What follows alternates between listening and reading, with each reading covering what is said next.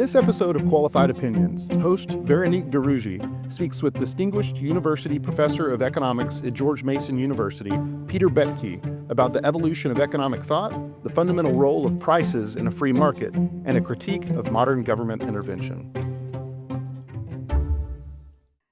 Welcome to Qualified Opinion. Today, I am delighted to be joined by Dr. Peter Boettke, Distinguished Professor of Economics at George Mason University and Vice President for Advanced Study at the Marketer Center. I've known Pete forever. It seems he's one of the people that made my moving to the U.S. possible. Thank you, Pete. I'll be forever grateful. He is also one of the leading contemporary Austrian economics scholars. In fact, in a recent essay at the Dispatch, he revisits F.A. Hayek's timeless warning about the danger of central economic planning. In an era where presidents talk about tariffs and state ownership as tool of industrial policy, and politicians like Zoran Mondani run on platform of democratic socialism, Boettke argued that Hayek's knowledge problem, the simple fact that no planner or model can ever possess the vast decentralized information embedded in price, is more relevant than ever. Welcome, Pete. I want to thank you again because really it's, without people like you and Ingrid Gregg, I wouldn't be here in the US. Ingrid through AIER provided the financing, but you're the one who made a spot for me at GMU at the time. And so I'm forever grateful, and I don't feel I tell you enough.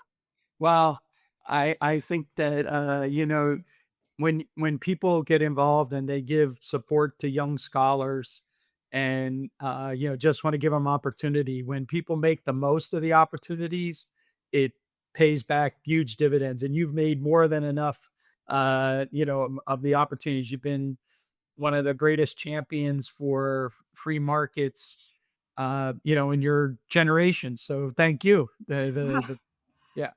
You may, one of the things is that, when I used to coach basketball a lot, and I was fortunate enough, I'm in a local Hall of Fame here. And when I accepted my Hall of Fame speech, I said, it's easy to be considered a good coach when you have great players.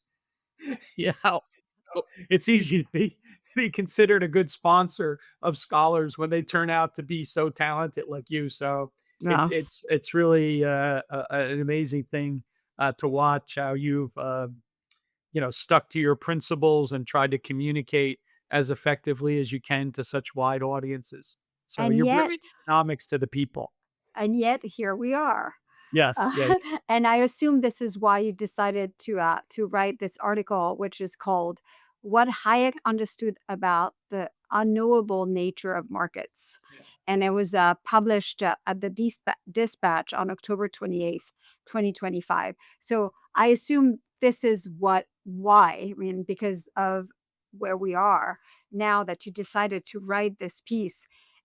And so we see it all around us, right? The tariffs, the government taking stakes in private company, setting floor prices, effectively, really nationalizing the steel industry, and you were like, there's something that they do not understand, and so what is that? What is it? Well, I mean, without security of private property rights, you can't get, functioning prices. And without functioning prices, you can't have advanced material production. And so the very reason why we live in a wealthy society is because we've had markets that have been able to, guided by prices, that have been able to generate tremendous amounts of innovation and technological change. The Nobel Prize this year was given in part to Joel Mokyr, and Mokyr's not the most recent book, but a relatively recent book is called The Culture of Economic Growth. And it's about how it is that you make societies grow. And you do that by freeing up prices, rather than controlling them, freeing up trade so that individuals can pursue mutually beneficial exchange, freeing up the mobility of labor so that, the most talented and most efficient workers get allocated towards their highest valued use. And what we are doing right now with national conservatism and the current administration is just a travesty of, economic ignorance. Yeah. Yeah. And talking so about ignorance and fighting ignorance. Let's put Hayek in the context where he wrote his essay. It's actually quite a remarkable essay called "The Use of Knowledge in Society," which he wrote 80 years ago last month in 1945. Um, what was Hayek trying to do in that essay? So, the economics profession, um, from the time Hayek was educated and first taught at the London School of Economics in the early 1930s, the period of the 1930s and 1940s had seen a tremendous increase in the way we engaged in formal presentations of the market. So building models about how competitive markets work, and at the same time developing models of macroeconomic aggregation.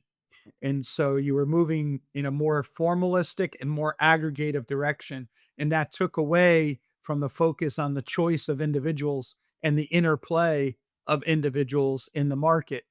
And that interplay of individuals in the market is guided by prices and also profit and loss.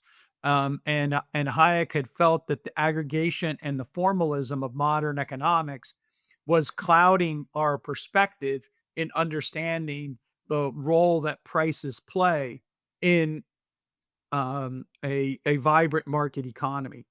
And so he gets a chance to write this essay, The Use of Knowledge in Society, which is trying to explain what prices do, as opposed to what they would represent in an equilibrium in which there's a unique P and Q vector that clears a market, which is what all his colleagues were working on.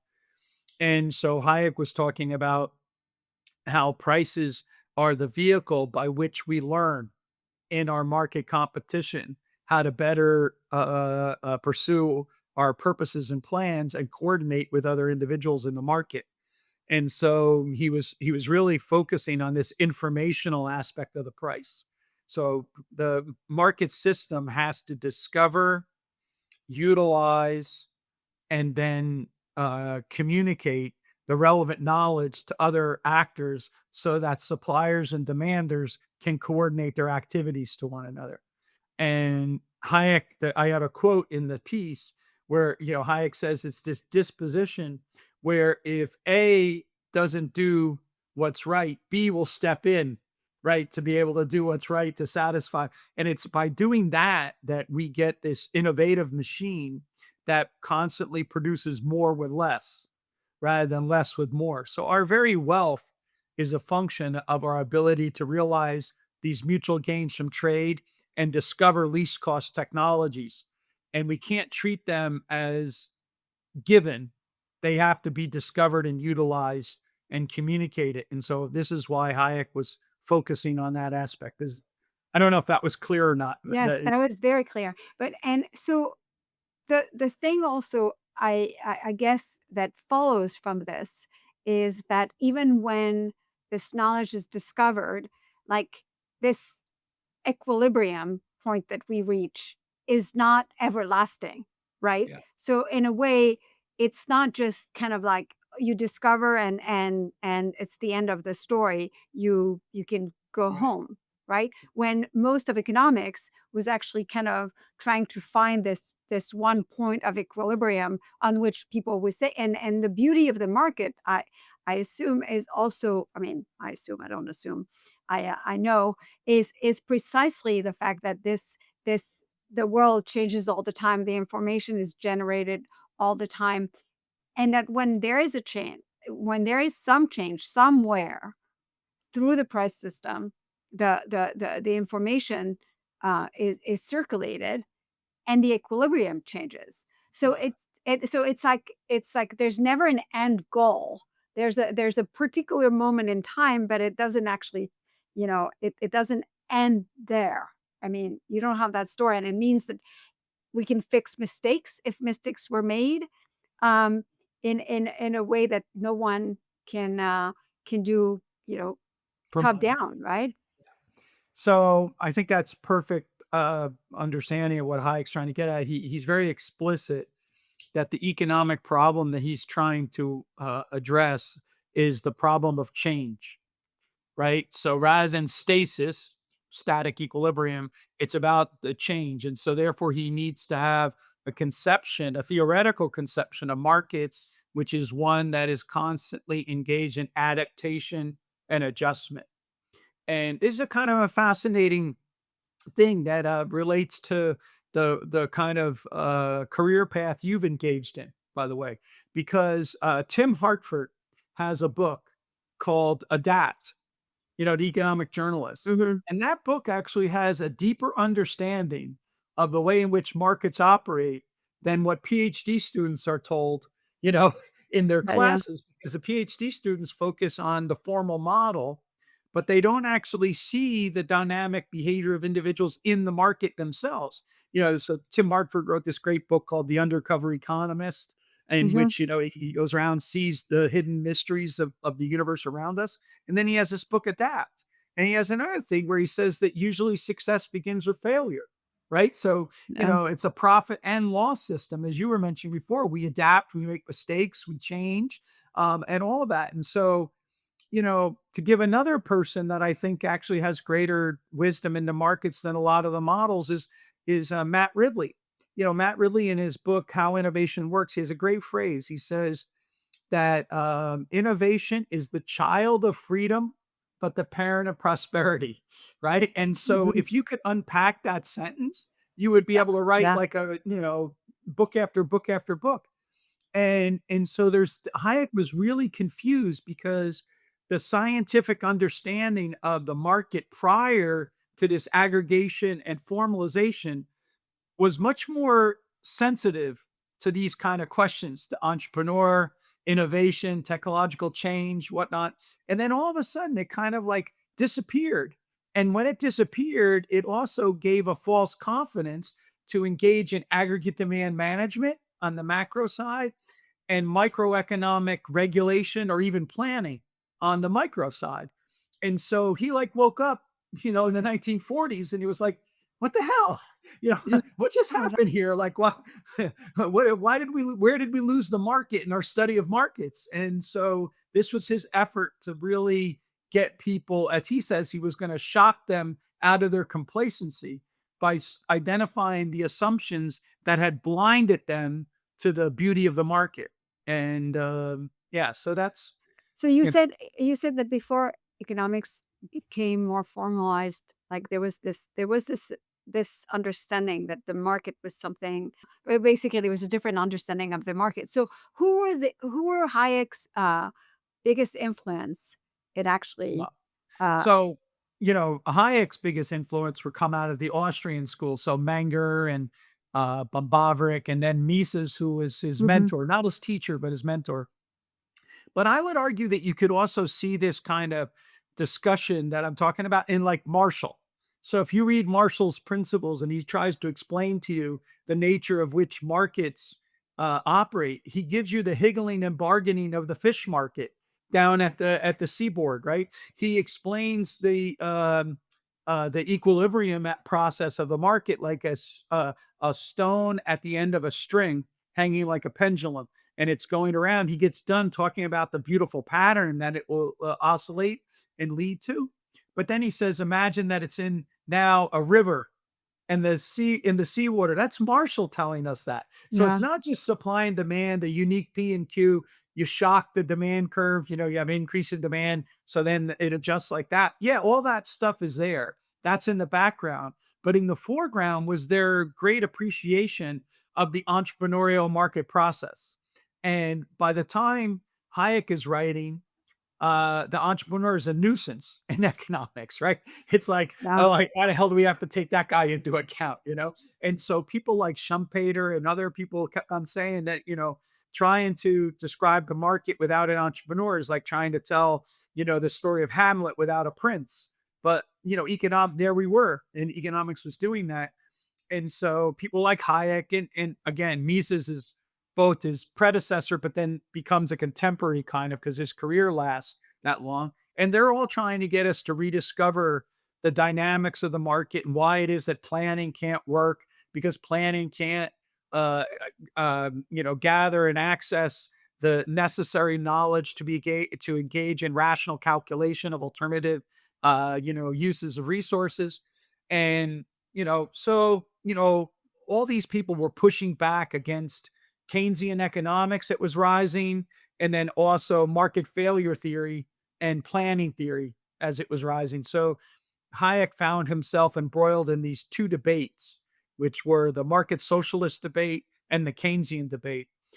And, he was trying to push his colleagues to think differently. If you give me 1 minute, this issue about the marvel of the market is that Adam Smith tried to tell us that science progresses by going from awe, right, or wonder to surprise to appreciation.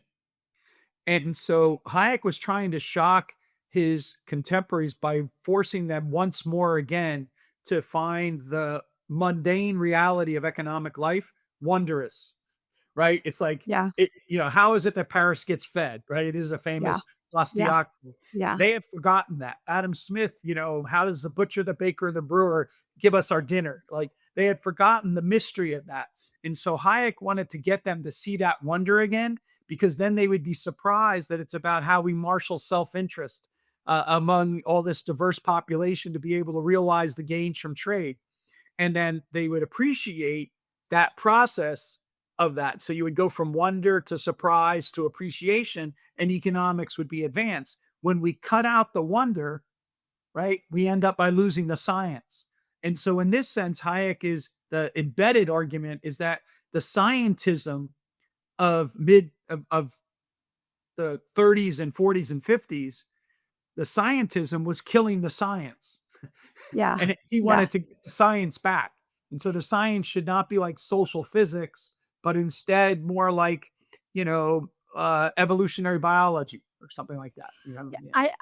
I assume that those who were trying to kind of give a more scientific spin on who lost basically the marvel of the market and just thought that you could actually kind of direct it and see it and plan it and basically direct uh, market actors towards one particular outcome were doing it in part because they were dissatisfied with whatever it was the market was producing, and they thought they could do better. And I also assume that for some of the economists it was self-serving, right? Because if you can indeed do this, then it elevates economists to actually a place where they weren't really, that basically economists were, and this continues to this day, right, to actually tell you how you get to a particular outcome. So is that part of the story of what happened to economics? It was that people were, looking at the state of the world, and they were saying, "This is not what I want." Hence, that's we can improve on the market, and the tool of economics can help us do this. And oh, isn't that convenient? At the same time, it elevates economists to something that they were not meant to be.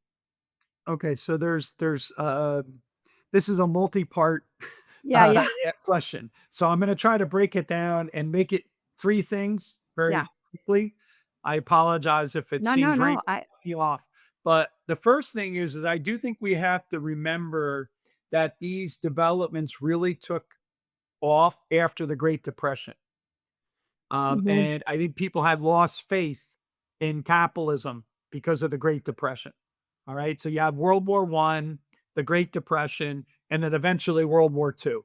So this is in Vienna, the Vienna Circle. It's been described as they were looking for exact thinking in demented times. right? Hmm. So you have all Hmm. these demented times going around. So you're trying to find exact thinking, and you're very frustrated with the natural course of life. You have, so you always have to remember that's the number one thing is it's against the background of World War One, Great Depression, World War Two. I mean, in fact, Second, you, if I can interrupt, in your piece, you talk about how Hayek's idea were forged in crisis. yeah, World wars, depression, yeah. the authoritarianism, and Yeah, his uh, whole life is World War One, Great Depression, World War Two, the Cold War. yeah, And then, he lived long enough to see the end of communism, but he was like really old at that point. He yeah, was yeah, born in yeah, yeah, 1899 and died in 1992, right? But yeah, so okay, so that's the first thing is that there's this loss of faith in the market. John Maynard Keynes wrote an essay in 1927, and it's called "The End of Laissez-Faire." yeah. And his argument is that um, there is no order that emerges. It never came from God on down, and it never came from people on up. There is no such thing as an invisible hand. He basically argues. So let's get rid of that thinking. At the same time, now I'm going to justify why they moved to math in a second here, because the the older debates in economics were done in natural language. So a neoclassical economist could be French, could be German, could be English, and they were talking about the same things. Margin utility, subjective value, all these opportunity costs. They were talking about all these things, and they were talking about in different languages. But they had a lot of subtle debates about capital theory, about other kind of things like that, and they kept on seeming like they were talking in circles, right? So Hmm. natural language is almost in many ways naturally ambiguous in a certain way, right? Because there's subtleties, and as there's different. You learn multiple languages, right? So there's different ways to say things and different, and so the idea is that, hey, all this ambiguity is because we're using the same words to mean different things or different words to mean the same thing. So let's get rid of all of this ambiguity of natural language, and we'll substitute in, you know, formal language, and we can get rid of plausible reasoning and instead have axiomatic reasoning. And wouldn't our science be so much better if it was axiomatic rather than plausible reasoning? We could have QEDs at the end of our proofs, right? Hmm. And so there's a logic behind that. It's not like it was made up like in some Hmm. weird ass way, but it was just like, okay. But the problem that they forgot was that the older classical economists wanted to be logically sound, which meant that if my premises are true and my deductions are correct, my conclusions are true things about the world. But when I go to mathematics, I lose that. And instead, what I have is logical validity, meaning that it's only the coherence of the system itself. So it doesn't matter if my premises are true or not about the world. What matters is my deductions are airtight. Then my conclusions, I can say, are coherent. My system is coherent, but it doesn't matter what it does in there. So for a long time, this mathematics stuff didn't take off because there still was a concern about how do I choose between all the logically coherent models. So statistics comes in. Hmm. And so now when you develop advanced models of statistics and collecting of data, now all of a sudden you could move from a situation where I don't really know between the logically coherent models which one to go with. Now I'm going to be able to supposedly sort them based on the empirical tests. So I will get rid of the logically coherent but not useful models because my empirics will tell me. But that assumed that the empirics was in fact unambiguous itself. And then we have a whole problem having to do with statistics and all of that. So that's what's led to this sort of situation. So Hayek is pushing back because a large part he's arguing not only against the models, which are not able to capture the dynamics, but also the statistical aggregates that were used to try to test the models. And he's arguing that's not going to do a job for us. And so this is why he writes the Counter Revolution of Science. The third thing, and this is your point about the economist's hour kind of idea. Hmm. If you read Mises, he says that the economist, this is in Human Action, he says the economist can never be the favorite of the kid, right? He's always Mhm. going to be the gadfly, or she's always going to be the gadfly to those in power who have this conceit. One of my favorite stories is about Juan Mariana, who's one of the early economists. He's an early school of Salamanca economist. He was a priest, but he was a philosopher. He wrote a whole book on why it's okay to kill the king. King didn't bother him at all. It's okay, like that, regicide. But he wrote a book on inflation and how the king was, basically clipping the coins, and they threw him in jail, right? So, so Yeah. so economists have always been gadflies rather than servants of those in power. They're always the ones that are telling those in power, no, you can't pass Yeah. those tariffs. That's not going to work. No, you can't have that protectionist legislation. That's not going to work, kind of thing like that. And in the 1930s, because again, we wanted to avoid the Great Depression from ever happening, we then transformed economics from a science of social understanding to a science of social control. And when you change the task of what economics is supposed to do, you change the tools that economists must have to do the task. And so, you have a task, the education must match the task, and the tools must mask the task. And so, and then we train you in the tools, to do that. And so economics during this time that Hayek is talking about transformed itself such that it could serve in theory the task of social control. And Hayek's argument is twofold, which is one, that's not the nature of economics, and second, uh, you know, you're not going to be able to do what you think you could do. And so, in his Nobel Prize address, he warns the economics profession that unless they fix this, they're going to end up by cheapening our science and turning us into charlatans. This is his Nobel Prize address. I mean, it's an amazing thing that he says this there. He says, we're going to become charlatans. And then the problem of being charlatans is that if we insist on staying in power, even though we don't have a science to profess, we risk becoming tyrants over our fellow citizens and destroyers of the very civilization. This is how he ends the Nobel. We're going to become tyrants and destroyers.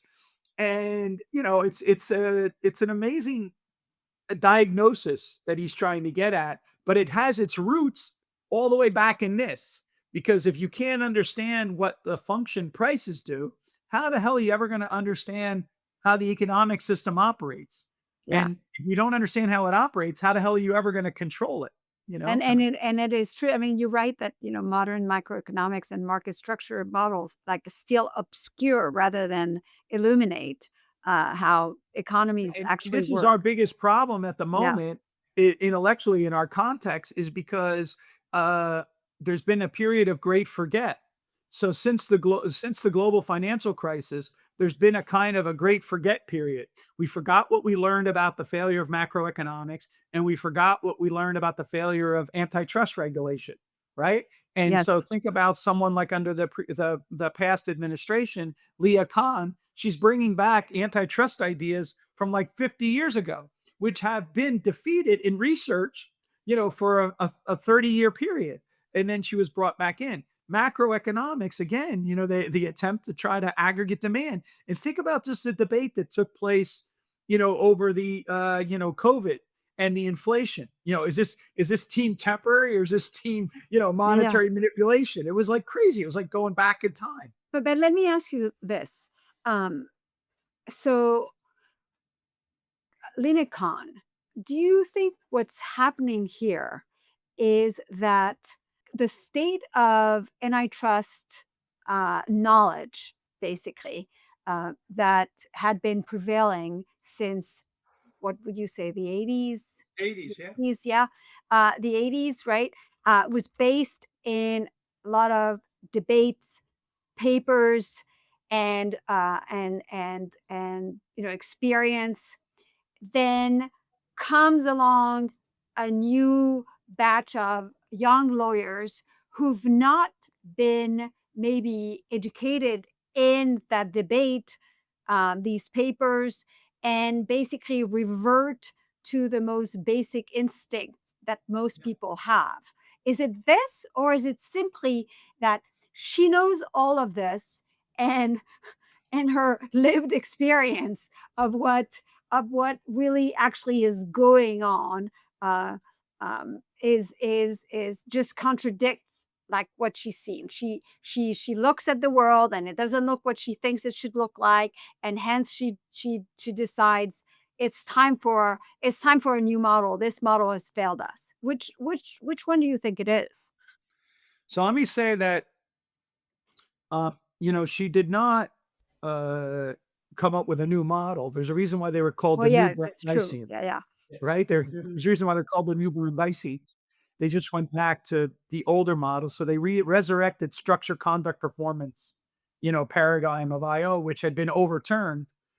But the issue is I think it's just a matter of tombstones, meaning that the people who had revolutionized industrial organization from the period from 1950 to 1980 had all started to die off. Mhm. And with that, they're not being live parts of the curriculum. And then, of course, there's been technological changes. We didn't have platform economies, when Mhm. Harold Demsetz was writing, or Yale Brosen was teaching at Chicago. And now we have those things. We also have had a large amount of rent seeking activity, which means that we have concentrations in industries that are not due to market forces, but due to government favoritism, and that got confused with it being the natural outgrowth of a market. So we misidentified. We had a category error, which is that the government had put its thumb on the scale to favor some at the expense of others. And then we somehow said, oh, well, that's the natural outcome of the market, rather than the idea that this was because we purchased monopoly, which is like an old article of Demsetz, right? The purchasing of Yeah, monopoly yeah, yeah. power and stuff. And so the solution is different. If I identify that it's the government putting this thumb on the scale to favor some at the expense of others, I get rid of the thumb. But if it's the natural outcourse, I put the thumb on more. Well, what's the outcome of that? When I put the thumb on more, what do? I get more and more. So, just to put this in perspective, even Bill Baumol, who was a very conventional economist, in the 1980s, he published papers on the strategic use of business, a strategic use of government by business to protect themselves, right? This is the entrepreneurship guy. And he even understood. And so when he writes his famous paper on entrepreneurship, he divides it up into, productive and unproductive entrepreneurship. And the unproductive is, when, individuals seeking the gains from trade or whatever, or the gains from trade from the coercive powers with the state, right? Mhm. Yeah. And that's we've seen, like, you and me and everyone else, our whole professional career, all we've seen is a huge expansion of this rent-seeking state, not a curtailing of this rent-seeking state. I would put a lot of the blame on that of after 9/11, because I think that the whole connection with what the security state entailed. This is how 8 of the 10 richest counties in America, ended up by being located here in the Washington, D.C. area, as opposed to Washington being the capital, but second cities were richer: New York, Yeah. Chicago, LA. Mhm. That's when you see a vibrant, when the capital city, this is a hypothesis I have, right? When the capital city is the richest area in your country, you have a rent seeking society. When the capital city is not the richest, but other areas are, then you have an entrepreneurial economy. And I think we've become less entrepreneurial and more rent seeking, despite the fact that we've also had tremendous growth. I mean, I don't want to deny that. I mean, we have 330 million people, $1 trillion economy, the size of this country. As long as we have, free flow relative between states, we kind of can simulate like a giant, trading zone or whatever. And so we've experienced tremendous increases in wealth, but we also have experienced tremendous increases in government distortions. But it's precisely because we have so much accumulated wealth that we're able to be stupider than we than No. than some of the other countries like in Europe and stuff, right? Yeah. So their rent-seeking behavior, which is just as bad as ours, pinches more, because they're operating at a lower level of productivity. But to me, I think this is the big missing gap. And if I could just add one more thing on that, this is like when I look at the social mobility studies, like Chetty or whatever, and it's really important work. I mean, it's great stuff.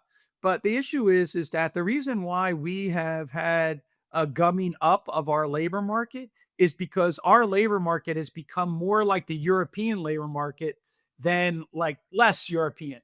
Mhm. And as a result, it's what Casey Mulligan calls the redistribution recession, right? We've actually, and so as a result, we haven't, we're still have movement among the quintiles, but they don't move as fast as they once did, precisely because we've gummed up the labor market. And if you don't, if you make it easy to fire people, it's easy to hire people. and Yeah.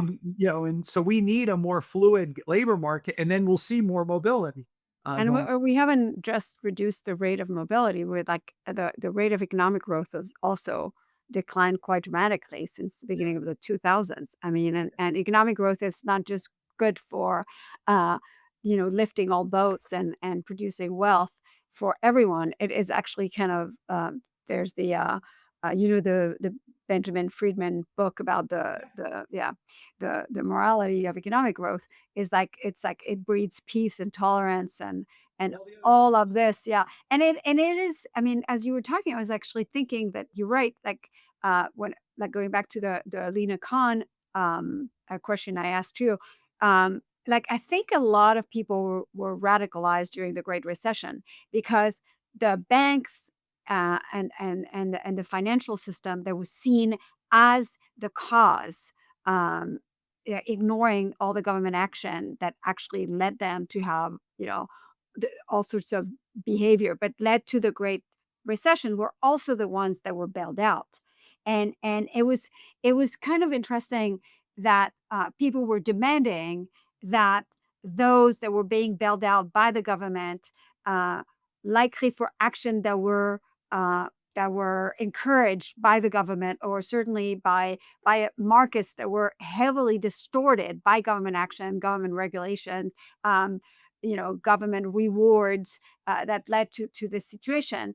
Um, it's the same government that they were asking to intervene more in these markets, hence like creating this vicious cycle. So think about, I'm going to, mention a couple books here. One of them by our close colleague, Tyler Cowen. If you look at his great stagnation book, right? What does he focus on? The three sectors, go back and check this. The three sectors are going to be health, education, and then government services itself. And then he points out, oh, look at the decline in productivity in each one of those. Again, like, okay, so what's the common factor between all of them, right? Yeah. Is the tremendous tentacles of the state in every single area that is in. So, of course, we're going to see this kind of, difficulty. And the I same think is that, true. The same is true with the rise in prices, right? When you look yeah, at at different goods and industries where prices have declined versus where prices have gone up, the one where prices have gone up are like heavily regulated. government and Yeah, regulated and yeah, everything. Yeah. And the other, issue with all of this stuff is just that when we look at this period of time that you're talking about, and then you look at the problem that we face now. So you read a new book out right now by like Ezra Klein's book on abundance. yeah. And you start in the beginning of the book and you get excited because it's about what's the whole thing that they're telling you need to do. You need to get rid of housing regulation. You need to get rid of energy regulation, right? Because this is going to do this. You're going to embrace technology, like, make Mhm. sure that we embrace, AI and all those other things like that. And then, two-thirds through the book, they start reintroducing all these things again for the government to come like roaring back in. But it's the government that caused all the problems in the first place that they recognize Yes. with housing and everything else. And so to me, And I their think, big case, I mean, in their defense, and I agree entirely with you. This is why this is a book that is it's extremely frustrating for people like us because the first part of the book, you're like kind of duh. Like we've been saying this for literally ever. And the second part of the book, and it wasn't meant for us, they're talking to people on the left. It's basically, look, the government could do so much more with the money it taxed from the private sector if only it didn't have to live with the regulations and all the distortion created by the government. But I also think in their defense that they're not they're not talking to us. Yeah. They're really talking to people on the left. Yeah, I know they're trying to seduce them into an agenda of a pro-growth agenda. I get that, right? A pro-growth agenda for the sake of bigger government. Yeah. So It's it's like, yeah, the issue is that you can't kill the goose that lays the golden egg, right? And exactly. you do that by getting involved and stuff. And so, just to give you another book, again, I think it's a very, very important book.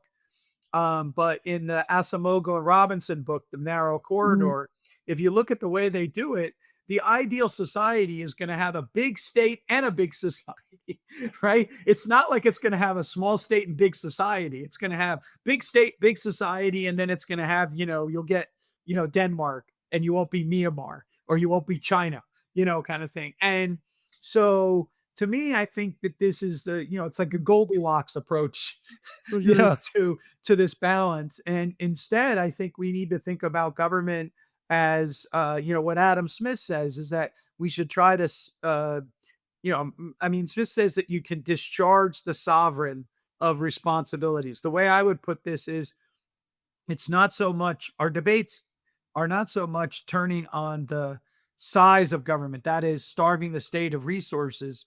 It's about starving the state of responsibility. So, in order for us to realize the kind of thing that Matt Ridley is talking about, that innovation is the child of freedom and the parent of prosperity. It's it's getting rid of the scope of government, reducing that scope of government so that it's out of your way, so that ordinary people can do extraordinary things. It's one of my favorite passages in all of practical economics is by Thomas Sowell. It's at the very end of Knowledge and Decisions. And he basically makes this argument that, demands for our freedom and liberty are, demands so that ordinary people can do extraordinary things, rather than the idea that we need to give power to extraordinary people so that extraordinary things can get done. And if you think about it and even put it in pressure points, like think about where the sentiments were in COVID of where we put our faith in. Our faith was, oh, we need to have a boss, right? And we need to give the boss a lot of It is. control, rather than the idea of, wow, there could be really cool entrepreneurial innovations here to be able to make sure that we could eat at a restaurant, and eat safe, or we could go to school and not have a problem. And all these kind of things are, therapeutics, and you don't need it to have a cure. You need it to have a reduction of the the risk, right? That's all you need to do is have a risk mitigation strategy, not a zero risk, but just, lower it enough that, we have it now. We all fly. And every time we fly, we could get like the flu or whatever else we Yeah. have. Yeah.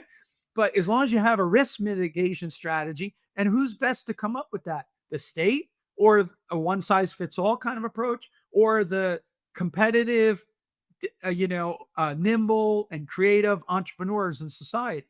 And I think that our biggest problem in communicating is that, in some sense, I would say that maybe prior to the global financial crisis, we kind of had a little bit more of the sway in the public discourse about the nimble and like creative entrepreneur, and then that kind of lost its way.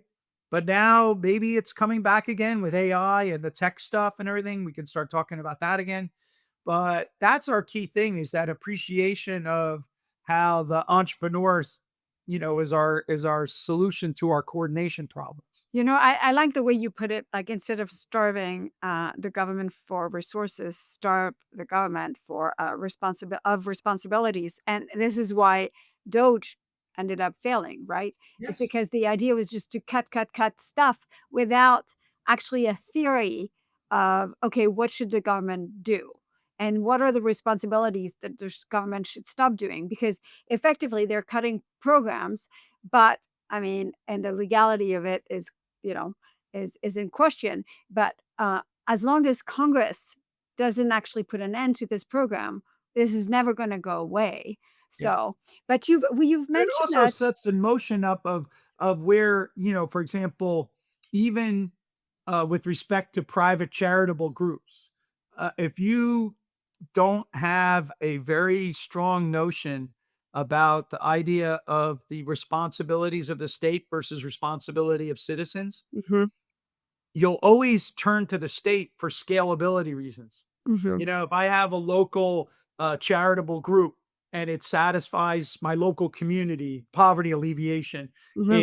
in Arlington or something, right? And so it's successful. Then the next thing is, if it's successful there, why not all of Fairfax County? If Yeah. it's successful in all of Fairfax County, why not all of Virginia? If all of Virginia, why not the United States? And the only way you can scale that way is if the government gets its tentacles in it. And then once it does it, it loses its vibrancy and efficiency. So the people that are Not only involved, because it actually loses the yeah. local knowledge. And so the people that are at the founding of it have to have a sense of what self-governance is and what responsibility is and all of this. And so this is why it's a big educational task, education in the broadest sense, not just in school, Yeah, right? yeah, I mean, yeah, yeah, just in yeah, yeah. society in general. And because we have to actually get people. So one of the things, I don't normally quote Lincoln all that much, Mm, but he has an essay called On Fragments of Government. And in that essay, he has a great way of summarizing this up. He says that government should do those things and only those things that private citizens cannot do for themselves and government can do well. All yeah, right. that's So that's these are actually, very two. yeah, so Two. that's an empirical question on two fronts. Yeah, yeah. So, we as scientists should be exploring that all over the place, right? Which is, so it's not just government failure theory, it's also how it is that markets can serve as vehicles to solve social problems. Um, I don't know if you read the biography of Milton Friedman by Jennifer Yeah, Bird. yeah, yeah. Mhm, I mean, a lot of people have problems with it because of her title and all this stuff like mhm, that. But I actually think it's a really, really good book. I'm a big fan of it. But she has a chapter in there which is called Room 7 mhm, Economics. And it was about the application of all of this. So this is what I meant earlier about understanding the price theory is not just the formal models, but the economy coming to life, kind of thing. And the whole point is using economics to solve social problems. And that's like what Friedman as a student is involved in. That's what, Aaron Director is involved in. That's what, Henry Simons is teaching them. It's from Frank Knight. And it's all in that idea that you can take economics, you can apply it to everything. So, school choice issues, right? Like, how am I going to solve the problem of schools? Well, give choice to the parents, right? Let the schools be entrepreneurial. These kind of solutions don't sit like obvious to a lot of people because they're counterintuitive, like you were mhm, mentioning about Leah Kahn before. So they're counterintuitive, but a large part of economics is to actually make you see that competition is the way to get peaceful cooperation. mhm. People think competition leads to conflict. No, it's the opposite. You have conflict, competition lets you get out of the conflict to get peaceful resolution. And that's an economic way of thinking about these things. Yeah. That's one of the things that actually frustrates me the most. Maybe one of the things that frustrates me the most about modern economics. I don't know how modern it is actually. Yeah. It's like the starting point is like competitive market, perfectly competitive market, and then they look at the real world and they're like, oh, Yeah. what's this outcome? And they're just like, it's like, no, but what is wrong with the real world, right? Yeah. Rather than actually ever think that maybe their starting point, the starting point of the models are just not like, and it always makes me, it always frustrates me because you see this type of thinking like literally everywhere. And maybe what we need is like actually really much better understanding of price theory. But let's go back Okay, actually. can I Let's say something real Yeah, quick yeah, about that? yeah. I apologize. I'm going to do a shameless plug because I'm working on a book with my colleague Rosalino Candela Yeah. which is called price theory as prophylactic. It comes from a phrase of Henry Simons. But what we argue in there is I don't know if you've ever seen this piece or the listeners, but Deirdre McCloskey has a wonderful piece in which she lists all of the so called market failures. There's Hmm. 120 of Yeah, them. yeah, yeah. All right. And so there's all, and so what we're trying to do in our book is show the power of the of price theory to address each and every one of these criticisms, and we divide it into three kind of responses. The first one is that a lot of so-called market failures that people reason about are because the theorist doesn't draw the cost curves in the right place. If they Hmm. drew the cost curves in different places. So that's that first one is conceptual clarity. The second one is that they treat the institutions as so far in the background that they're not even understood. So Coase and Buchanan come along and they say, look, you can change the rules and you'll change the outcomes. So change the legal arrangements or you Hmm. change the political structures. And then the third one is today's inefficiency is tomorrow's profit for the entrepreneur Exactly. who's able to act on it. And we go back to where we were in the Yeah, beginning, which is ultimately whatever point you're at this particular moment where you draw your supply and demand curve, like it's going to move. It's going to yeah, continue to evolve. And when it doesn't work out, there's an opportunity for someone to step in yeah. with innovation or more supply or whatever. Yeah, I And mean, think about this. Think about how radical the world changes with the invention of barbed wire, yeah, right? exactly. And just like this is innovation, you come along, and so all of a sudden it changes everything. Or the assignment of again, go back to Coase, rearrangement of the property rights, go back to Buchanan, change of the political rules of the game. You know, all of these things have these impacts, and then the key one we argue is this alert and creative entrepreneurs in the marketplace, always discovering those opportunities. And just to bring it back to the paper, that what I want to try to communicate to people as best as I can is that, this is just, it's independent of any school of economic thought. It's just basic economics, which is we live in a world of scarcity. Scarcity implies trade offs. Trade offs need to be negotiated.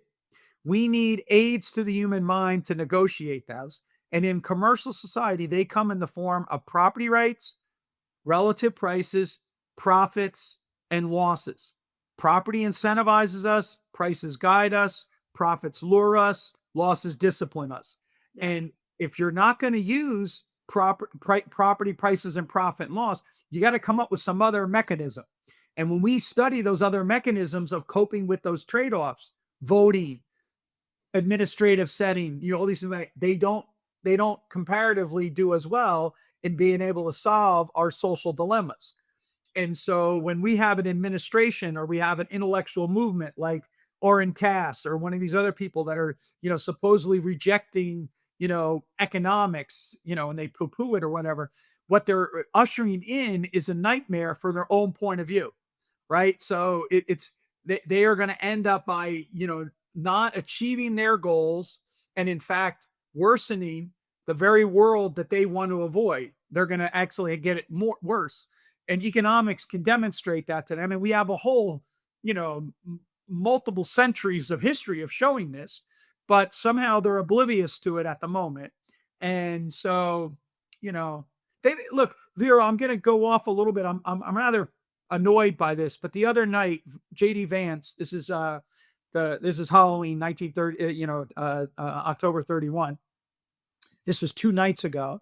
JD Vance gave this talk where he said that not only do we want to get rid of illegal immigrants, that's bad enough itself, but he says we want to reduce the number of legal immigrants, which is just suicide, right? Because think about all the talent, intellectual, right? And then in Florida, DeSantis told the universities to get rid of the HB1, and J1 visa holders, right? I Mhm. mean, like this is just insanity what we're engaged in at the That's moment. well, it's planning at Yes. it is really planning. And no, I mean I totally agree. And to go back to your article, like one of the case that you make is that the knowledge problem, the marvel of the market as an aggregator of all that information as a telecommunication system Yeah. of all of these things that no one could grasp, is going to remain superior to any planner, even if we have AI, even if we have the most powerful computers, even but you have this sense, and it's been true forever. I mean, that like people who thought that somehow technology could beat the market. Yeah. And Yeah. it's frustrating, right? You have to understand that that's always, I mean, you alluded to this, but people have always made that argument. That's not new to computers today. No. Because if you go back throughout the whole history of development, they've always thought like the latest development technique is going to replace the market. So at one time it was scientific management, at another time it was linear programming, right? It was, when econometrics was first invented, it was called planometrics. We're going to use econometrics to solve so everything, all these iterations. So the techno socialism or techno communism is like real. It's a debate that people are having. It's ongoing.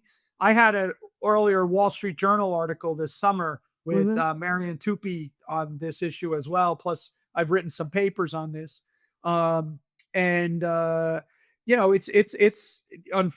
it's not going to be settled by one paper or things like that because it's in the popular imagination at the moment. But it's all missing what Hayek is trying to get at. Because again, the market isn't solving only a computational problem. It's a generative problem. The knowledge that's required for us to negotiate these trade-offs only gets generated within the process of competitive bids and asks. If you don't have that competitive process, you don't get the knowledge. It just doesn't exist. It's Yeah, not like, oh, there's lots of knowledge there and I just have to access it. It's that it literally doesn't exist because we didn't engage in the thing that produced it. And exactly. and so this is what they're missing because they think it's just a computational problem. Everything's out there and we just have to find the right mix or whatever. Well, And to go back to your immigration this question, and to something I've said from the beginning, which I always find really frustrating, is like you have all these people who are fast to point to a market failure, here in this case, and like immigration, um, like they think that what they call market failure, what they call what they is basically like the market producing something that they don't like. yeah. Somehow they think that they don't like. And what it means is, if you want to override the outcome that has been produced by the market, I don't know if immigration actually is the product is the product of some markets with enormous government rules. But if you want to override the outcome of the market, what you effectively have to do is assert power over the market, meaning millions of people, millions of producers, millions of consumers. And that's like, I mean, I think it's visible. It's visible, like it's very visible right now. I mean, I'll say it was very visible, with the previous administration, and all that. It's getting worse and worse and worse and worse But every iteration. yeah, this is the problem with the distinction between, you know, uh, like high quality immigrants and low quality immigrants, Yeah, yeah. because you never know, right? When people come here, you go and you study the history. Think about market oriented thinking. Milton Friedman starts Free to Choose, the TV show, and the very first scene is immigrants in New York City during the immigration wave and how individuals came here and were able to be these great innovators of the American economy in the 20th century, Mhm. right? So families like his own family, right, who had come here from Russia. His mom had to work in the textiles, to begin with. And then eventually, the family grows and they have a Nobel Prize winning son, right? First Mhm. generation kid. I'm always reminded when I think about this of Julian Simon's story of the priest in Normandy, where he looks at all the dead bodies and he says, how many of these are the next Mozart? how many of these could have been the next Einstein, things like that. Hmm. Well, it's the same thing with immigration, right? We want to, You never know. open up and have all these things. And our problem, if we can identify the problem in immigration, it's as you put it, it's the government restrictions on the integration of individuals into the labor market that cause, a large part of our problems, that if we have Yeah. any problems with Yes. immigration. If instead individuals could come here and be able to integrate seamlessly into the labor market, we would end up by seeing individuals come here and be the kind of people like we've seen, like who come up with the pharmaceuticals, who are the better athletes, right? Yeah. So Yeah. take a look at the World Series right now. How many of the people are World Series that are growing up are native born Americans as opposed to, And of from course, Dominican, you from, can't you can't Jamaica. you can't screen for this. You can't say, well, we're only going to bring in Yes. those who are going to become Yeah. the people we want. This is Yeah. not how it works. Yeah. They have to be And discovered. and and there is something that is magic about the American system that Yeah. in fact turns people who would be low skill immigrants and who enters here as low skill immigrants who have the ability to express their potential, a potential they may not even know they had, because that too is a discovery process. The person that you are, you don't know until you actually find ways to discover it and to become that And person. that's because of what America used to be, standing for freedom and their ability Exactly. to integrate. And so that's how you get this. I just to give you a story of someone who helped us here at George Mason for many years was this woman, Thelma Weaver. She's, unfortunately, she lived to be over 100. She's now passed away. But we used to have a fellowship named after her called the Olafson Weaver Fellowship. And her father's Olafson. He came here from Sweden at the end of the 19th century, beginning of 20th century. He had no money, zero. He migrated to Detroit, worked, found in his head that there could be a tool and die industry. And he got involved in the tool and die industry and amassed a fortune. But he came here with nothing. He was nothing. He didn't come here. He didn't have, like the most advanced degree. He wasn't like, no one would have said, oh, he's going to come here and be like, work in a lab or do pharmaceuticals or whatever. He was just a guy who was coming here to try to have a better life than he ever could have had in Mhm. Sweden. And he was desperate and he was able to integrate himself because he was an immigrant, see an opportunity that other people weren't seeing because Yeah. a fish doesn't recognize the water it swims in, and so he comes in, he sees the world differently than others, he's able to operate on it, and boom, like that. And that's what, to me, is what makes our country great.